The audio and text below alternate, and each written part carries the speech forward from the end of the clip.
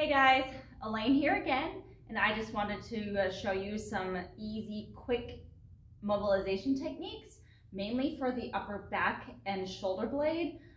It's really important to get the shoulder blade to move because what ends up happening is the shoulder itself is a ball and socket joint. And if the socket, which is the shoulder blade, is slightly pitched out of position, then for sure the ball is going to be pitched out of position. And what we see, especially with a lot of overhead movements, is pain kind of on the front side of the shoulder there. It's because of the fact that the shoulder blade doesn't quite move backwards and in place to allow the rotation to happen. And then the ball kind of gets pitched forward and everything kind of pinches on top of the ball. So this exercise that I'm going to show you guys to do is all about retraining that shoulder blade to be able to move closer together and then further away. Closer together, move further away. It's all about being able to get that movement to happen to protect actually the ball and socket joint. So every degree above 60 degrees, this joint here moves 2 degrees.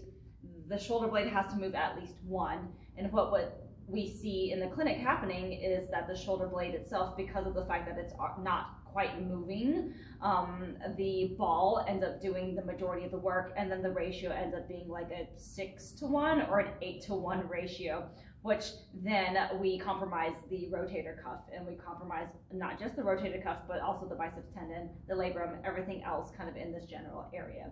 So this exercise is called a cat-cow. Now y'all have probably seen this as like a yoga pose, but what we're looking at is mainly just the movement of the upper back and the shoulder blades. We don't really want to get the lower back involved, so the traditional style of a cat-cow involves the low back, where you're really kind of like arching that whole back. That's not the point of this specific exercise. So what I'm going to do is kind of instruct you guys how to do just moving the shoulder blades and the upper back for this cat-cow.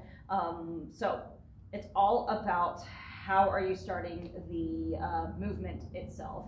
So even if when you're on your hands and knees, the setup is a requirement. So really focus on setting up correctly and then learning to move. So what you're going to do is you're going to get on all fours.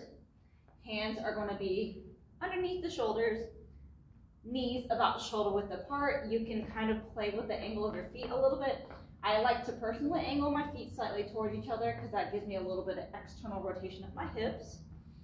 From this position, you want to maintain just that natural curve of the lower back there.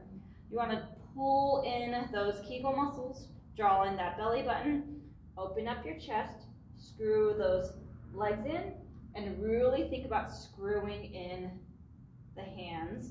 And when you screw in the hands, that allows this ball to sit in the socket. So let's go over that again.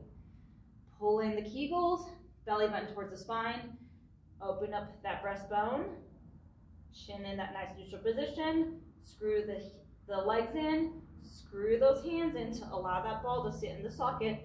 That's your starting position.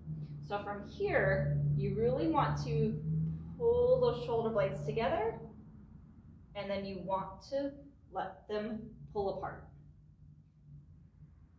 Pull those shoulder blades together, push away to allow those guys to separate.